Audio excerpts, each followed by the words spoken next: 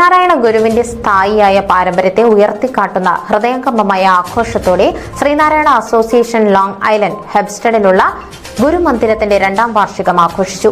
2024 July 21 long ഐലൻഡിൽ നടന്ന ചടങ്ങിൽ ആദരണീയനായ ആത്മീയ നേതാവിന്റെ ഉപദേശങ്ങളെക്കുറിച്ച് ഗഹനമായ പ്രഭാഷണങ്ങൾ നടത്തിയ ബഹുമാന്യ അതിഥികളായ സ്വാമി മുക്താനന്ദയതിയുടെയും ശ്രീ ഷൌക്കത്തിന്റെയും സാന്നിധ്യം കൊണ്ട് മനോഹരമാക്കി.